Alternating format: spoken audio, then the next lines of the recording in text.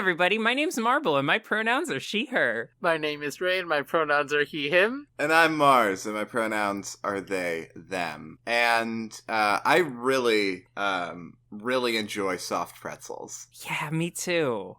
I don't. It's weird that you bring that up. It's unrelated to anything that has been discussed or said before. Yeah. Yeah. Now, just a coincidence, I also really love soft pretzels, especially the ones from Dairy Queen. They're really good. Yeah. Now, would you, Marble, in your would you compare the Dairy Queen pretzels to something of a religious experience? Really putting me on the spot here, huh? I think that I would. I think that perhaps I could see God in these pretzels. Marvel, would you consider soft pretzels at Dairy Queen the perfect thing? So I'm being bullied here today on Deck of Friendship. Hey, speaking of bullying, this episode... It's time to pull a card from the Deck of Friendship. It's time to do that, and we're going to. Now. Do we? This is a podcast where each week we watch and we talk about an episode of an anime that is based on a real life game. And this episode we are talking about Yu-Gi-Oh! Season 1, episodes 14, The Light at the End of the Tunnel, otherwise known as Pitch Black Duel, Castle of Darkening.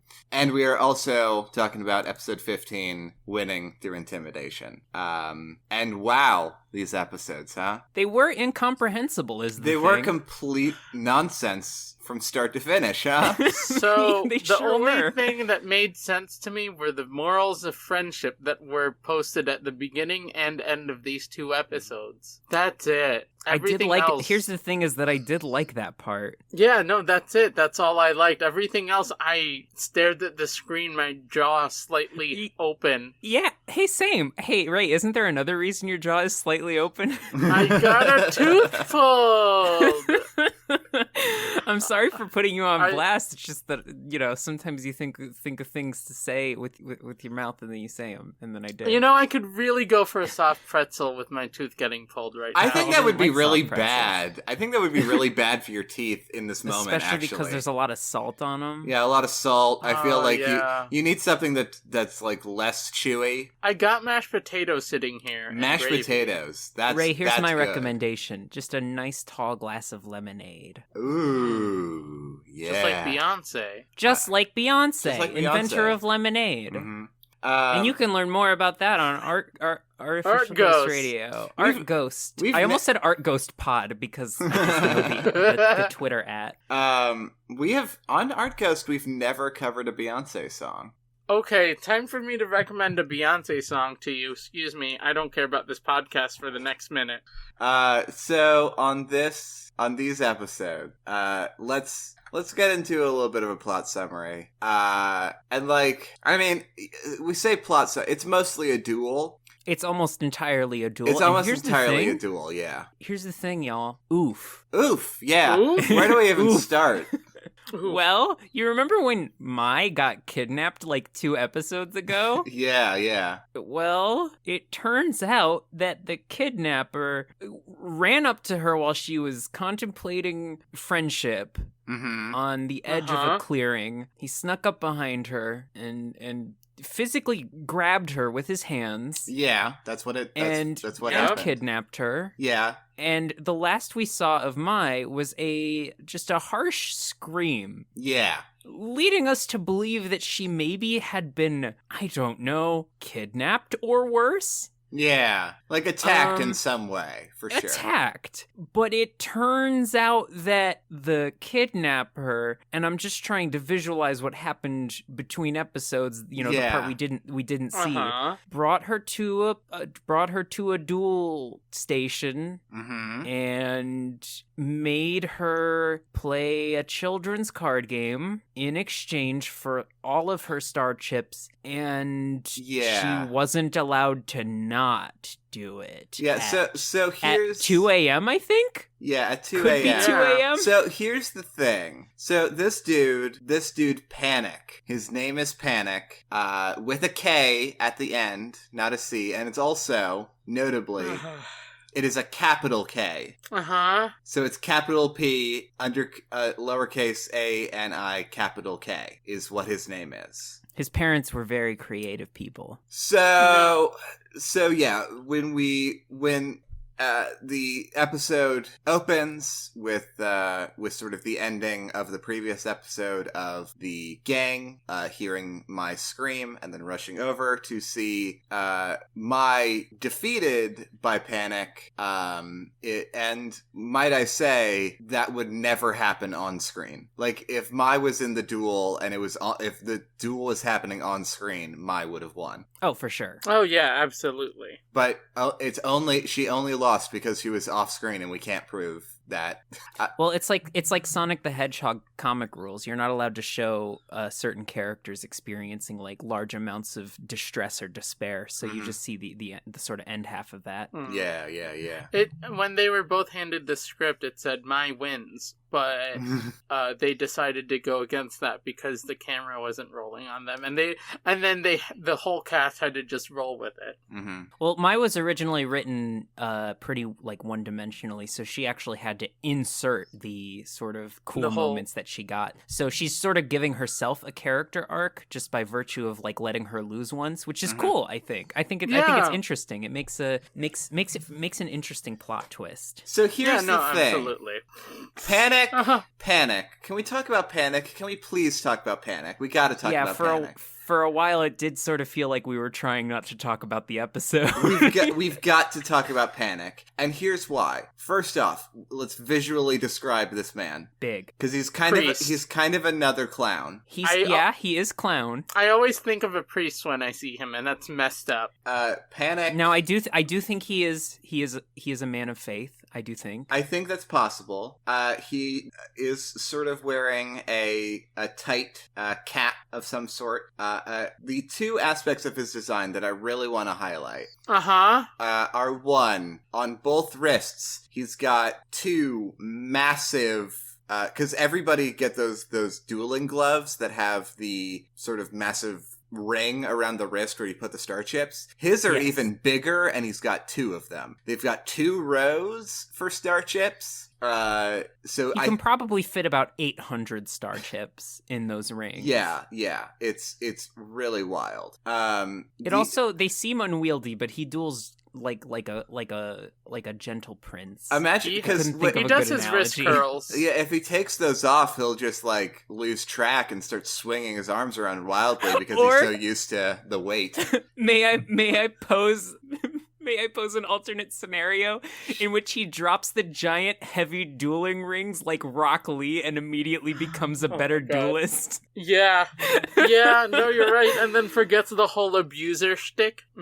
Where he kidnaps people in the The other thing about his design that I want to point out is that on the sort of lapel, I guess, or on the front of his jacket, he has on one half of the jacket kit the letter P, and the other half of the jacket has the letter K. Oh my god, it's Ness. It's Ness. It's Ness. PaniK is Ness. Dad. No, it's Ness's dad.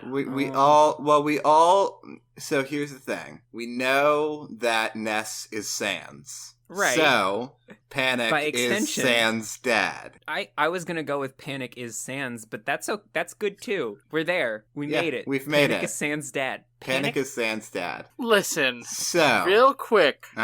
Real quick. Go with me here. Okay. I'm with you, Ray. Are you strapped in? I'm strapped in. Now, here's what it is that I'm standing... You know that carnival ride where it's just a disc that spins really fast and you're on the inside and you're pinned against the wall? I'm in one of those. And I'm just waiting. And Ray is at the center. And I'm just waiting for it to turn on. Okay, here it is. PaniK at the Disco. There it is.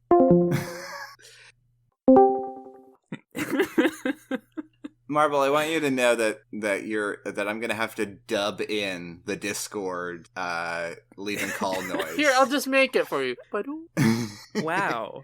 So PaniK is he's also an employee of Maximilian Pegasus. Because every adult on this island is an employee of Pegasus. Yeah, he is a new type of employee that we haven't seen yet. He's a new enemy type. Yeah, not just these recolors that we've had so far. PaniK is an eliminator, and apparently that pays really well. Apparently it pays really well. So here's the deal.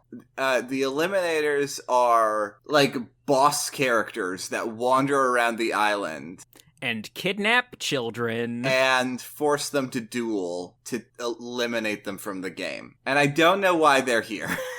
And here's the thing, is that Eliminator kind of makes me think that they are going to kill someone. Well, here's the thing.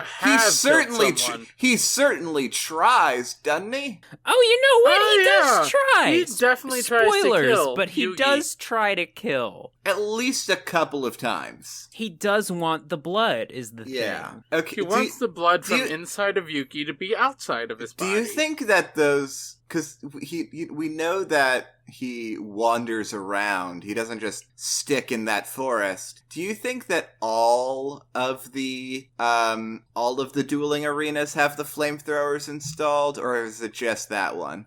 I want to think that each one has a different horrible hazard that could actually kill someone, just like hidden, and only the eliminators know how to unlock it. I think that the one that Mako was using probably has like harpoons in it somewhere. If an eliminator's not using it, they don't activate. Yeah, see, this one... Are you ready for a theory? This one had flamethrowers and what appeared to be like lasers at some point. Yeah. Here's the thing. It did have that as the thing. I solved the mystery. Okay. Tell me. Mako Tsunami's father, Derek Tsunami, is an eliminator. Oh my god. How do you figure? Oh, yeah. Get into the theory. The game theory. Thanks for watching. Get into the theory, Ray. The anime game theory. I didn't expect... I didn't expect you to follow me here. So, I mean, Marvel pretty much laid out all the evidence that I had was that... Harpoons. Okay. So here's my theory. Shark. Here's my theory. Okay. I'm ready for it. And my theory is mostly just an explanation of race theory. Okay. Theory part 2. Derek Tsunami, lost at sea, Uh-huh. washes upon Duelist Kingdom. He gets bitten by a Millennium Sea Turtle. Okay. Loses his memory. Gains the ability to control the minds of all harpoons. And using this power, he constructs the first ever duelist arena made of harpoons. Okay? All right. So okay, now hold on. Yeah, no. Can I add on to this? Absolutely. Is he telling the harpoons what to form themselves into the shape of the arena, like Ant-Man controlling ants? Yes. Yeah, he says, harpoons, form, duelist, arena. And just like Ant-Man, he has like names for some of them. Like some of the This harpoons, one's Stabby, this one's Pokey, and that's all the names. That's Mako. So basically, he forms the first duelist arena on that cliff where Mako fought Yugi. Okay. And from there, he meets a man named Pegasus. Okay. And using his Millennium Eyeball, Pegasus gets command of Derek Mako's soul. And using it, forces him to create many harpoon duelist fields. And that's how they immediately rise out of the ground wherever they are necessary, because Derek is currently being controlled by Pegasus's Millennium Eye underneath Duelist Kingdom. Within underground, yep. Okay, yes. I am the best at lore. I'm the best at this it. Is absolutely what happened. Here's what's so tragic. There's two things that are tragic about this. One is that, going by our theories from a couple of episodes ago, Mako also washed up on this island. Yeah. So they washed up on the same island, but didn't find each other. Yeah, it's because it happened so far apart. Yeah, there's a time gap. There isn't that much of a time gap, right? Because like Mako washed up when he was a kid. Well, it's one of those like Scooby-Doo situations where they're all running through the different doors and they never run into each other. It's exactly. They just walk past each other a dozen times. Yeah, and Mako doesn't know that his dad is trapped here, and I mean, like he thinks he's still out at sea. Yeah, so he's going to be part of the island. He's going to be looking in all the wrong places. Oh gosh, this is a depressing canon. Well, yeah. I mean, just kidding. It's not a cannon. It's a harpoon. Back to this episode. Yeah, can you tell we don't want to talk about it? We gotta talk about it. Do we? Okay, so basically, Yugi, we have not gotten to the part where Yugi tells PaniK that he's going to fight to get my stars back. And I think that's despite it happening in the first, 2 minutes of the episode, the fact that we haven't mentioned that yet is telling. Yeah.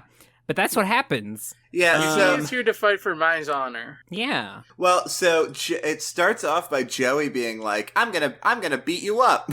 And Yugi follows that up with, no, violence isn't the answer. What you have to do is stand up to bullies, which apparently Joey wasn't doing? Yeah, it seems like... No. Here, Yugi was like, I've dealt with guys like him before, bullies like him, and then became Big Yugi. Yeah, so here's one thing I want to point about Big Yugi, the transformation specifically. Did anybody else catch that weird, dialogue that was happening over it? Yeah, it was literally the last 3 lines that were said about bullying before. Yeah.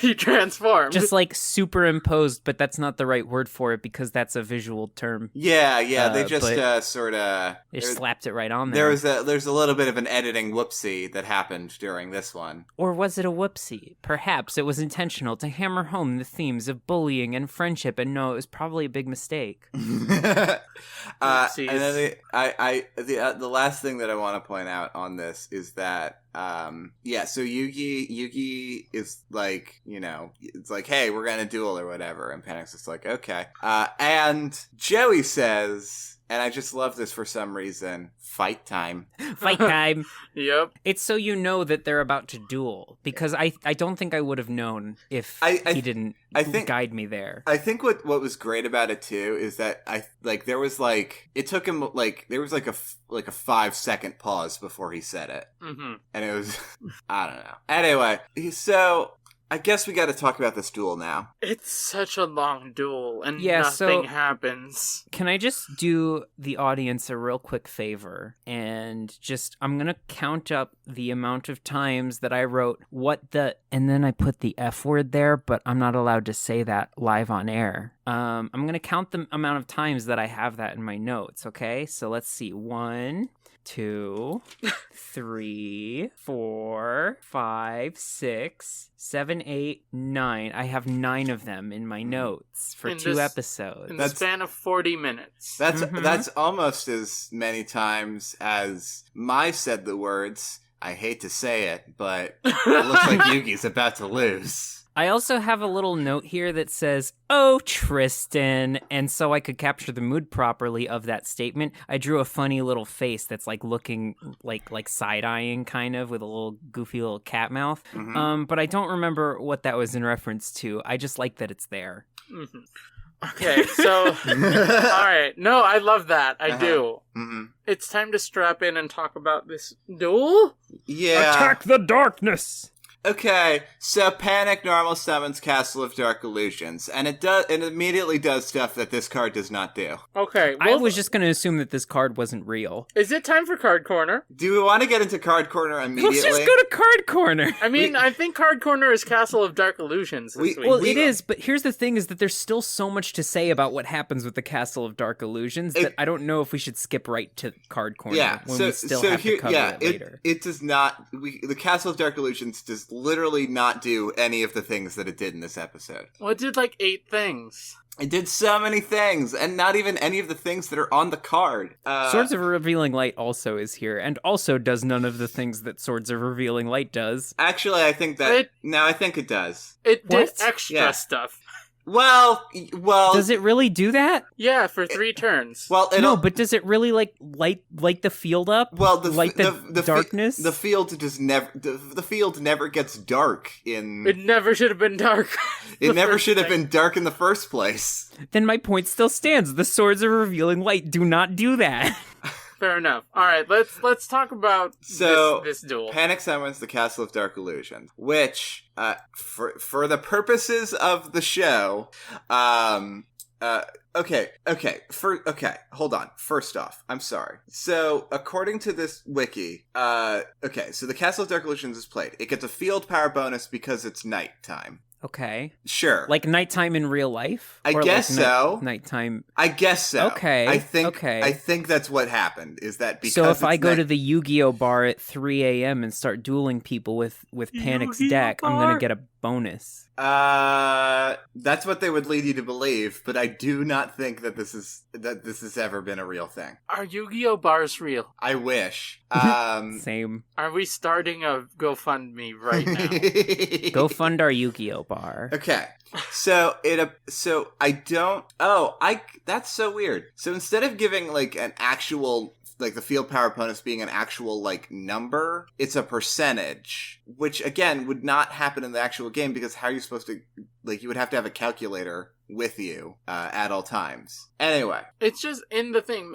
Derek Tsunami calculates everything for you. Sure. Point is... Thanks, Derek. More than that being slightly weird, what's weirder still is that the Castle of Dark Illusions covers PaniK's entire side of the field in darkness. So Yugi is unable to see what cards he plays, and it also apparently prevents Yugi's monsters from receiving a field power bonus. That's big. That is very big. That's a lot. Yeah. That's a lot. What I like to do in situations like these is imagine how it would work in a real life context. So I am imagining somebody at a tournament at an anime convention saying that they get the nighttime field power bonus because it's past 8 p.m., which allows them to hold their entire arm in front of their cards for the entire duration of the duel, so their opponent can't see what they're using. They just hide under a blanket. They'll just put a big folder up in front of them as just like a barrier, but then they wouldn't be able to see like their opponent's cards, so they have to like keep peeking over. And if their opponent is like, so can I see your cards? They're like, no. I have a field power bonus that lets me do this. It's nighttime. It's nighttime. I sound a lot like Rex Raptor. I've got the Castle of Dark Illusions. I have the Castle of Dark Velociraptors and Pterodactyls and dinosaur references. Hello, I'm Rex Raptor. Rex, you're not in this episode. You're right. I was eliminated. Go back to the petting zoo. So sometimes I still hear his voice. Oh, so for I shot the You're wrong the one one. who killed the. I shot the wrong one. I hate this. Go, I hate please. this. So basically, for the next couple of turns, essentially nothing happens. Good. Yugi summons monsters, and then PaniK's like, "Ha ha ha, you idiot!" And calls Yugi a lot of demeaning names. Yeah, really does. PaniK talks so much. PaniK talks so much. In fact, there was a point in this episode where, like, for some reason, like, PaniK was thinking, like, explaining to the audience what just happened in the duel. Uh-huh. And there was I appreciate. And there was another point where he was just like, he did it again, just explaining like, oh, and these are the cards that are in play. Just so we're all clear. Yeah. Yeah, I'm glad that they did that too, because nothing about this episode made sense until they started actually explicitly just telling me. Yeah. Uh-huh. Yeah. PaniK is like, he's like the tutorial boss in a video game that is telling you how to beat him, but he like got confused and he's in the late game for some reason. Oh my god, I want to make this video game. Anyway, so eventually, Yugi is like, hey, I've got the Swords of Revealing Light, and I'm gonna summon the Curse of Dragon. And in 5 turns, your entire world is going to be ruined. He also gives this really awesome speech about how the darkness is nothing to be afraid of. Yeah. When you realize it can't hurt you, you take away the only power it has. Yeah, Yugi does a lot of speeches and lectures in this one. And Heroic also, monologues. he also has the smuggest face, and I Just love shows, it. well, the smuggest face and the smuggest stance, and did we mention that he's locked into the dueling arena by his legs? We did not say that. There's also flame shooting at him. Yeah, we did say that part. So Okay. he's got calf cuffs on. And It's a Pokemon. it is a Pokemon, and he can't move anywhere, and he's got flamethrowers that are pointing at him and firing at him, And he will not let PaniK intimidate him. and at he's all. just standing there, crossing his arms, standing up straight, like, yeah, okay, sure. Mars and Raymond, can I talk about the mind games? You can talk about the Yeah. mind games. I would love for you The to talk mind about the games, games. the 8 trillion IQ plays that Yugi does during this match. Okay, so he's like talking big about these swords of revealing light. Like he's really hammering it home. And then he puts a card face down, and everyone's like, oh, that was a really bad strategy to just tell your opponent that you're putting swords of revealing light right there on the field. Mm-hmm. But it was mind games. But it was mind games, Because- everybody. Guess who's back? The Reaper of the Cards, to give me another existential crisis. Uh-huh. And the Reaper of the Cards is just a card in the game, and he's here now. And PaniK plays him, and said Reaper of said cards flies forward to attack these swords of revealing light so Yugi can't do his dark bidding. But guess what? Yugi looks at the camera, and he goes, "Hey, PaniK, you played yourself." Because it was Check yourself actually- before you wreck yourself. That's literally what he says, and it's weird because I'm pretty sure this show predates all of those memes. But yeah, he was a trap card, and he does a mind games. Yeah, And then the rest of the episode is just Yugi doing mind games on PaniK. Yeah, it's great. it really is. Like, so, the Reaper of the Cards is supposed to get rid of any spell cards on your opponent's side of the field, or at least get rid of one of them. But it turns out to be the Spellbinding Circle, a trap card. And it does some stuff. It traps the Reaper of Cards. It traps the Reaper of Cards, and that's the first thing it does. Yeah, that's the first thing it does. And the Every- second thing it does makes no sense. Every card in this duel does at least 2 things. One thing that's printed on the actual card that you can buy in a store, and one thing that the writers were just like, I mean, yeah, I guess it could do that. Mhm. I guess it could do that too. Yeah, except for the Castle of Dark Illusions, who, again, does literally none of the things that it does in this episode. Mhm. Of course. So Yugi is just like, hey, idiot, I'm setting 2 cards. One of them is actually the Swords of Revealing Light, and the other one is a secret surprise for later. Well, the reason why he laid it down was because he knew that PaniK would take the bait of, I'm laying this down, and Yeah. he would try to get rid of it. Well, yeah, because apparently he was just like, yeah, I figured you had a Reaper of the Cards card. I was 8 million IQ. I was 8 million IQs. I was sure of it. It's because Yugi has faced bullies like him before and knew what to expect in the deck. Okay. Yeah, sure, All for right. sure, for sure. I'm just going to throw out that none of us condone the use of IQ to determine intelligence. It's just a fun joke we're saying. Mhm. We also don't condone bullying. Don't do it. Yeah, don't bully. Yeah. It's bad. Yeah, so, yeah, Yugi's been galaxy brained this entire episode. And Oh, yeah. Mai's just like, he's falling apart. Yugi's losing it. He's not doing the right things. Mm-hmm. Yeah, Mai spends this entire episode, we joked earlier, but she does literally say the phrase, like, I hate to say it, but Yugi's, she says that, like, at least 3 times in this episode. Yeah, thinking Yugi is losing and playing right into PaniK's hands when it's the complete opposite the whole time. Yeah. Mind games. Mm-hmm. Yugi's just like, all right, nerd, you've got 4 turns left.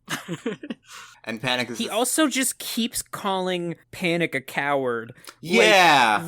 Constantly. Like, it's not like he even, like, says it in new creative ways, but, like, for the rest of the first episode and most of the second one, he's just like, just so you know, and you didn't forget, I think you're a coward. Yeah, he's very much like... Because, like... Here's the fun thing, too, is that I think because of the Swords of Revealing Light, PaniK can't like, attack, so he only puts things in defense mode. And then Yugi's just like, you're putting things in defense mode. Literally, exactly what a coward would do. Literally the only thing you can do. You're a coward. No, he was putting things in defense mode because he was scared. He could put things in attack mode if he wanted to. Mm-hmm. But playing right into Yugi's mind games. Yeah. Mind games. So, right. Happens. So PaniK draws the King of Yamamakai, which attacks the Cursive Dragon, which Yugi had out. But, and this is the exact wording, the light from Spellbinding Circle redirects the attack to the Reaper of Cards. You know, like it does. Like it does in the game when you play the game, and it does that. That's how it do. It does what it do, you. Which drops PaniK's life points from 2,000 to 494. Because his monster attacked his own monster. Which, again, is never how that card's worked, but alright anyway. Okay. That is how it works now. So Yugi activates Swords of Revealing Light. And this is like, in 3 turns, or you have, like, Swords of Revealing Light is going to stop all of your monsters from attacking for 3 turns. And also, coincidentally, in 3 turns, I'm going to kick your butt. I'm going to send you out on a stretcher, PaniK. It's me, Yugi, the protagonist, the very likable and honorable person. Mm-hmm. Also, you're a coward, and you suck. Okay. That's what he said. I'm just repeating the monologue. Actually, that was just a recording that I played of what he says during the episode. Oh, yeah. Mm-hmm. I remember hearing that. That was, yeah. So PaniK draws the Chaos Shield, which increases the defense of all of its monsters and puts them all into defense position. Because he's a coward. Yeah, he is a coward, is the thing. In the actual game, this card is called the Yellow Luster Shield. It's not really important, but hey, fun fact.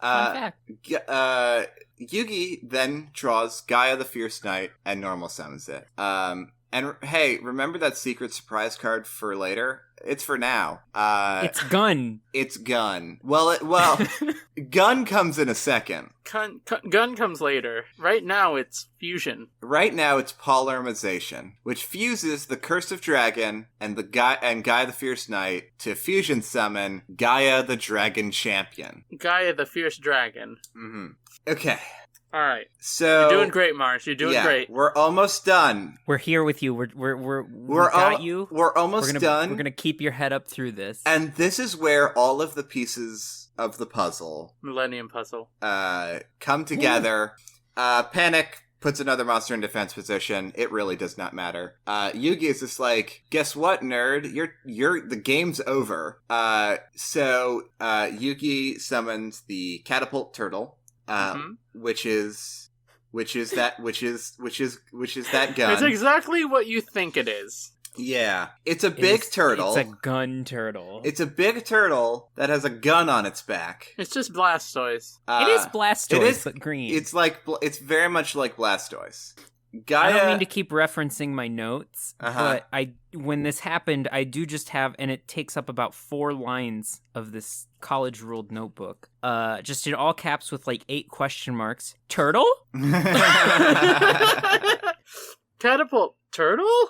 Yeah. So, okay, all right. I believe in you, Mars. So Yugi activates the effect of Catapult Turtle, which increases the attack of Gaia the Dragon Champions to 3,200, matching the defense of the Castle of Dark Illusions. Mm-hmm. Yep. Now, the the Gaia the Dragon Champion gets placed on top of Catapult Turtle. Yep. Gets fired at the Castle of Dark Illusions, which is floating above all of PaniK's monsters, being surrounded by this shield. Mm-hmm. The dust settles. Yes. Gaia the Dragon Knight is destroyed. Gaia the Dragon Knight is now down. Yugi is now down to 300 life points. Not healthy. And then Mai's like, I don't know. This looks bad. And here's the thing. In the actual card game, in this circumstance, I think... Actually, I don't know what would happen because the Castle of Dark Illusions is in defense mode, so I don't know if it would get destroyed. But what I will say is that it's the sort of ring that's around the Castle of Dark Illusions. It's a little castle with a ring around it. The ring gets destroyed. What does that ring do, Mars? The inner tube, the flotation device that the castle was using, explodes. Yeah. PaniK says, hey, all you did was destroy the flotation ring. The castle's still fine. That doesn't sound like a problem at all. That doesn't sound like a problem. Doesn't sound like it needs it. But it's okay. The Castle of Dark Illusions is still floating, so maybe it doesn't need it. Except that Yugi explains that the only reason that the Castle of Dark Illusions is floating is because the Swords of Revealing Light are holding it in place. Yep. And now that the end of Yugi's turn. It's been 3 turns since Swords of Revealing Light has been placed. Swords of Revealing Light is over. It's canceled. And the Castle of Dark Illusions falls and crashes down on the monsters who are while PaniK screams, "Get out of the way, monsters!" But they can't because they are locked in place by the Chaos Shield. Oh God, they have AirPods in. They can't hear me. So we've seen some crazy stuff win duels so far, but I think Gravity is maybe the weirdest one so far. Because it kind of... these are... Yeah? This is a card game. This is a card game. What's happening? Yugi attacked the moon and Joey made time itself disperse. It's fine. I don't know. Actually, I think that attacking the moon might still be the most ridiculous. So, Yugi wins. But Yugi does win. Yugi wins. PaniK literally panics and... Can I say what Tristan says? Yes. PaniK's having a panic attack. Oh my God. Okay. So, PaniK, angry that he lost, attempts to kill Yugi with fire. Now that's... To immolate, even. That's the first half of this sentence. And let's talk about this first half of this sentence before we get onto the second half of the sentence that's on the wiki. Yeah, at least 5 minutes on each part of the sentence. Come on. Mm-hmm. So, PaniK smashes his control panel into pieces. Because of his heavy duelist glove weights. Yeah. And the entire arena gets surrounded by fire. And fire then shoots forward at Yugi. And everyone dodges out of the way. Yugi is strapped in. Looks like it's the end. The Millennium Puzzle sort of creates an invisible shield around him, protecting him from the fire. And now we know one of the Millennium Puzzle's other powers. It protects against fire tornadoes. It protects against bad boys. Bad boys. So if a good boy tried to kill Yugi with a fire tornado, the Millennium Puzzle would have no effect. Yeah. Because it'd be honorable. Yeah. Honorable fire tornadoes. Mm-hmm. Yeah, when Mai kills Yugi, it'll be justified. Absolutely. And then Mai becomes the main character of season 2. We've talked about this, probably. Yes, for sure. Do you want to hear the second half of the sentence on the wiki? I would love to. Okay, so he attempts to kill Yugi with fire, but he gets himself killed instead. Oh, no. In the dub, Yugi sends him to the Shadow Realm. Yeah. So, I guess... I thought he just mind broke him. Yeah, that's what it looked like to me. Right? I didn't realize he was in the Shadow Realm. Yeah, right? It just looked like a standard mind breaking. And just your classic mind break. And here's what I'm thinking.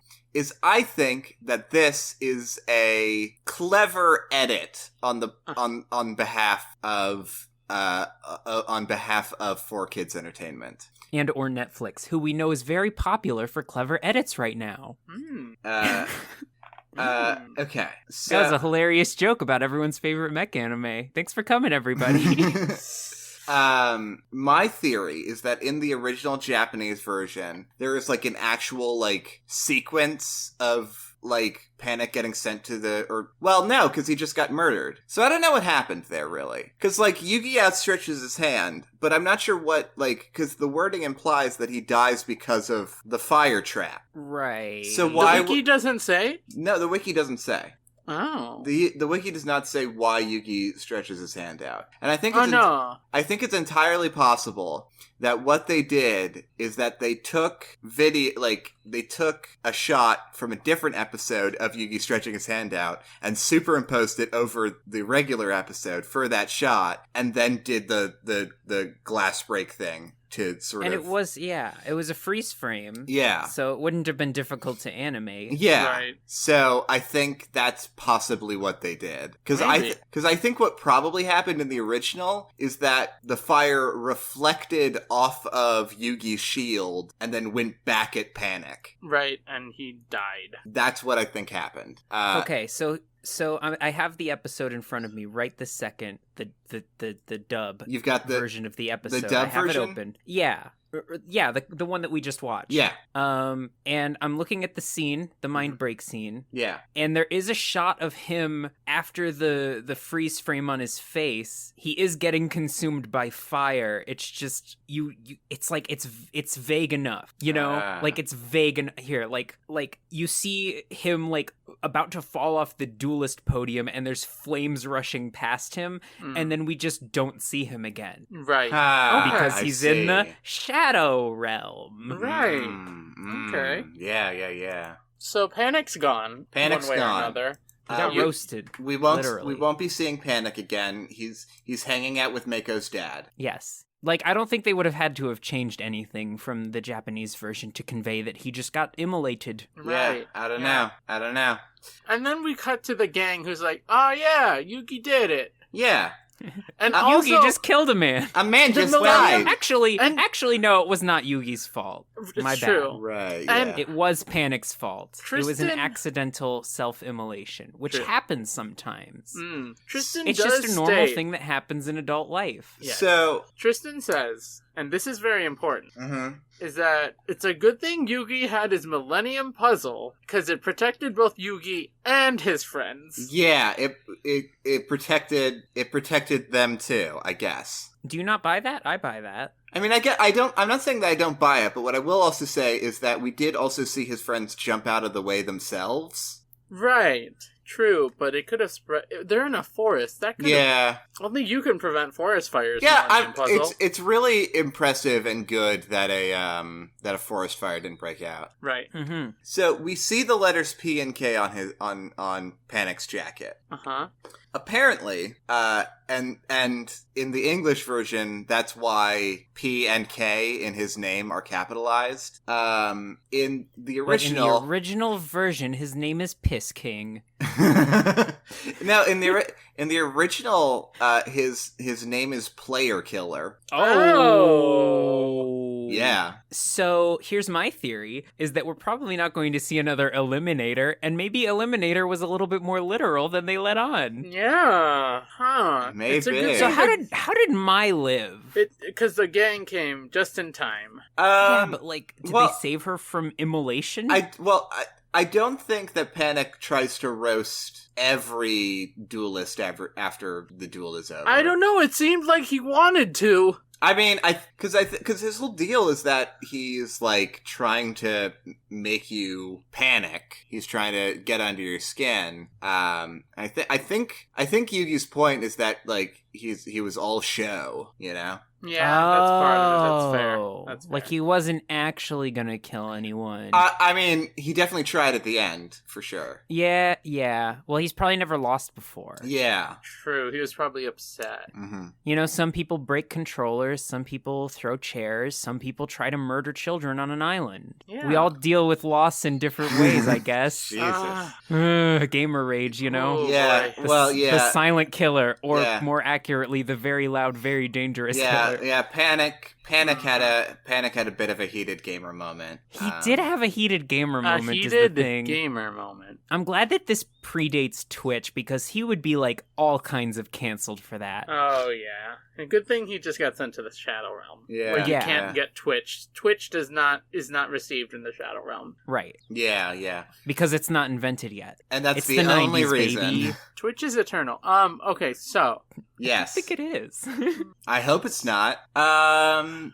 So Ray, you were gonna say something. I thought I was gonna talk about Mai and her feelings. Let's talk about Mai and her feelings, because Mai has my favorite thing to talk about. Mai has a little bit of growth on this episode. A little bit. Yeah. Yugi returns her star chips, and she's tries like, to. Yeah, tries to. And she's like, no, I went on my own. I can't. And then Joey walks up and is like, well, if she does... Can someone do the... I can't do a Joey voice right now. Can someone do it for me? Didn't you, once I you're guess watching I'll that pick battle... Your star chips. Once you're watching that battle, you gotta lower your defenses sometimes. Yeah. Yes. It was such a sweet moment. It was. Yeah. It was cute. Yeah, so Joey's just like, well, if you don't want those star chips, I'll take them. And then Mai gets upset and tries to take them. Mai gets upset and is like, no, those are my star chips. And he's like, yeah, you're right, here you are. And high-fives them back to her in a very sweet moment. Yeah. It was so cute. It was very cute. Mai's growing and learning about friendship. Yeah. And she's like, wait, really? And he's like, yeah, they're yours, you idiot. And then, like Mars said, Joey talks to Mai about lowering her emotional defenses, just like in the duel. Mm-hmm. Which, had nothing to do about lowering your emotional defenses, but I like where they were trying to go with that. Yeah. Didn't you see? Lower your defenses, Mai, or my friend Yugi will call you a coward and then send you to the Shadow Realm. Exactly. Weren't you watching? A man just died. If you don't know Pay what your respects, defense is, you're gonna die. Jeez. And then the gang starts to go away, and Mai's like, "Hey Yugi, next time I owe you one, but also I'm gonna kick you into the ground when we duel." And she has the most sincere smile I've ever seen from her. And Yugi is like, "That is a duel I'm looking forward to." Mm-hmm. And they have a fun little freeze frame on Yugi's face, and then he's hand drawn. Yeah. And that's the episode. Mai learns to trust people a little bit more. And Bakura is also here. So does the audience. Yeah. Bakura is also here now. Here's the thing, we have not talked about Bakura. Bakura is here and provides great insight into what Yugi's up to. Yeah. So here's the thing. Bakura, like at the beginning of the episode, everyone's just like, oh man, I was like, we were all having a weird dream where Bakura tried to kill us. And Bakura's just like, and before he has a chance to say anything, he's just like, they hear my scream, and he's just like, oh, thank God, I don't have to explain the whole evil Bakura Shadow Realm thing, right? Yeah. My get out of jail free card. Right. We're gonna keep this between us, Yug. Forget about the time I tried to trap your friend's souls in the Shadow Realm, and also killed 2 of them. Yeah. But what's great is that we get to learn more about Bakura in this episode. Do we? Yeah, because he understands dueling. First of all, we get that. And also, he learned during his time in the woods. Yes, and also he understands Yugi more than anyone else in this episode. I guess. I like when the cards were used as symbolism, but we didn't realize it until the episode was over, because then they explained the moral to us, and then a little light bulb went on in my brain, and I was like, oh. Yeah. Oh, I see. Oh, my heart has been touched by the heart of the cards. So I want to take us to the card corner. I'm taking us there this time. Wow, okay. All right. Can we stop for some McDonald's? Or maybe, perhaps, there's some soft pretzels from Dairy Queen. We've There's got food at home. We've got food at home. So I want to talk about the Castle of Dark Illusions really quick. Because what? What does it actually do? So, I need to know. So the Castle of Dark Illusions does literally, again, even the way it's activated is different. So in the actual game, the Castle of Dark Illusions is a flip effect monster. So okay, and it will boost the attack and defense of all zombie type monsters during each of the next 4 turns. Okay. PaniK did use some ghoulish beings. None of those were zombie monsters, though. They were all undead-ish. They were. Here's the thing. Raymond. They weren't zombies. Raymond. That's me. Hi. They were mostly fiends. Oh. Which is different. No, you're right. They were fiendish. For some reason, in Yu-Gi-Oh, there are both fiends and zombies. No, you're right, because zombies, I definitely would have recognized a zombie, and none of them looked like a zombie. Yeah. And also feral imps. So the effect of the card lasts as long as the card is face up on the field. So if it's destroyed, then all of the zombie-type monsters lose all of the bonus stuff that they accrued. And also get crushed underneath it? No!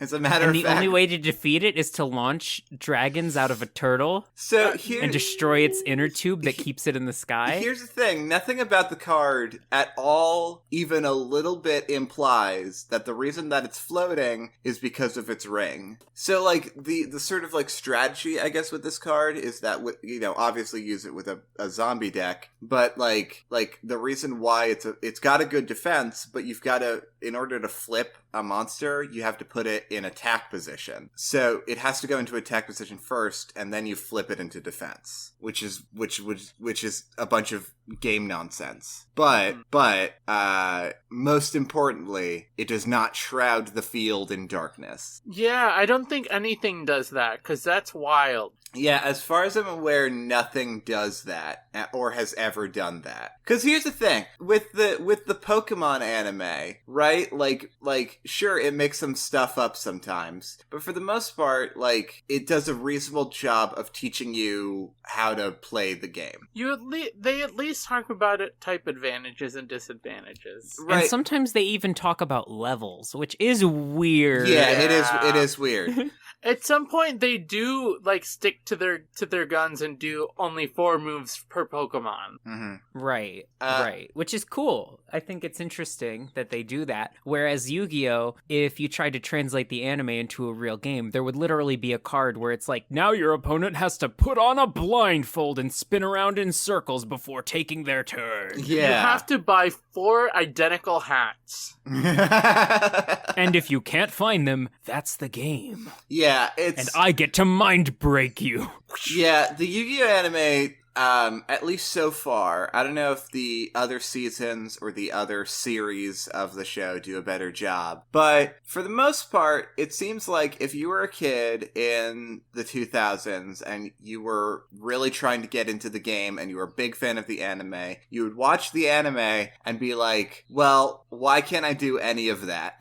Mm-hmm. Why can't I summon the moon to make the water? Why can't I summon a castle of dark illusions and cover my friend's eyes with a blindfold? Yeah. See, that's the thing, though, is that when I was a kid playing Yu-Gi-Oh, that probably is what I tried to do, is just make up the rules as I went along. Because when you're young and you're watching the show on 4kids.com.tv, like, you don't get how the game works. You just like the pretty pictures. True. So you go to the tournament at Target and you attack the moon, and then the 4th grader sitting across from you is like, that's not what it does. That's Please what they get do. away from me. That is what and I I'm like, told you. that is what it do, mister. Just it does what it do, you troglodyte. I'm just with that voice. I'm just imagining Marble as just like this like one of those like newspaper children in the 50s. She was. Didn't you know? Marble's first job, newspaper child. Trying to save up money to get my black lung treated. Wow. I only got a few days left, Doc. Welcome to the 20s. That's why I had to enter in Yu-Gi-Oh tournaments. And if I kept making up rules so that I would win, and then eventually I did. Yeah. That's why I have lungs. I'm so proud of you for coming this far, Marble. Yeah. You are a light in this Castle of Dark Illusions darkness. This is an awful bit. Yeah, okay, alright, so that's Card Corner? I guess that's Card Corner. Wait, we need to ask a question. We haven't been asking questions. Oh, yeah. I guess since I'm the one who brought the Card Corner this time, I stole your bit. Yeah, that's fine. I guess I'm gonna come up with a question. So my question for the Castle of Dark Illusions is if you were living in a castle floating in the sky, and somebody broke your levitation ring, what would your Twitter call-out post look like? Okay, hold on. I'm getting a call from Joe, and I thought about just answering it to avoid this. Okay, well here, why don't I take the wheel? Okay. Please. Okay. So, if I had a big old castle floating in the sky. Now, is this a luxury? Like does this mean that I am of the wealth in which I could afford a sky castle? No, I think what I'm going to say for the backstory of this is that you were a prisoner of the castle. Okay. Before it floated up in the sky. Okay. And you rebelled and you kicked everybody out of the castle. And then while it was floating? Now. No. And then you activated the floating controls. And then you stole the castle. Okay. I like this. Okay, so my castle has now plummeted out of the sky. Yeah, what's your Twitter call out post look like? I think that it would be like some Inspirobot nonsense where I'm kind of just like vaguely just like, we have to make the best out of dark situations, such as when you're kidnapped in a castle that can float potentially through the sky, and then you fight against your oppressors and steal said castle. That's all about like keeping your head up. So I'm trying to do that in this situation too. You've reached the character limit. Yes. You can do multiple tweets on Twitter, so I'm not concerned about that. Fair enough. You're so right. So then I would post a picture of the castle and show that I had, in fact, attached mechanical legs to it and sold it to Disney for the Howl's Moving Castle live-action remake. I see. What hashtag do you use? Hashtag Namaste. Oh my god. Hashtag no filter. Hashtag no filter. Hashtag Howl's Moving Castle. Hashtag Hi Ray. Hashtag Hi Ray again. Hashtag Spider-Man Far From Home. Oh my god. Hashtag arachnophobia. Hashtag spiders. Ray, what does your call out post look like? I don't know what call out posts are, so I would probably tweet out something like, I haven't been this upset since before I moved out of my parents' home. Hashtag grounded. Oh, I like that. I've got a better question actually. Please. I got a better question actually. As your castle is plummeting to the ground, what song would we play as we crash beautifully into the earth? What song would you play? So the song that I would play is Hey Ya by Outkast. Not for any particular meaningful reason, but it is a great song. It's a great song, yeah. Cut to the Feeling by Carly Rae Jepsen and make it seem like I meant to crash it into the ground in a fiery blaze of glory. See, I would play Hard Times by Paramore. Ooh. And I would time it out so that we hit the ground right when Hayley Williams says, and now I'm gonna hit rock bottom. Oh my That's god. very good.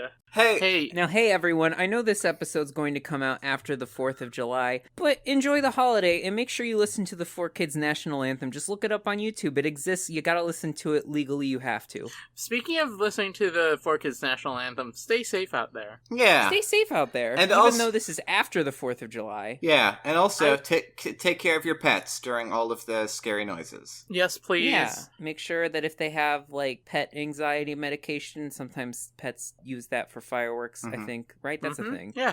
They also got those weighted blanket things. Do what you gotta do. Yeah, absolutely. Do what you gotta do. Fireworks are scary. Fireworks and also, are scary. Some folks that suffer from PTSD might be upset around fireworks. Yes, it is very much true. It is very much true. So, whatever you gotta do to be there for your loved ones. Yeah. But again, this episode's coming out after the 4th of July. It is, so a lot of this is not super helpful. Hey, everyone. Use it for next year. It seems like our hand has been played. Thank you so much for listening to Deck of Friendship. If you enjoyed the show, it would really mean a lot to us if you shared it with a friend. And you can also leave us a rating and a review on iTunes. If you want to reach out to us, you can find us on Twitter at FriendshipDeck or at our email at deckoffriendshippod@gmail.com. Our turn is over. Your move.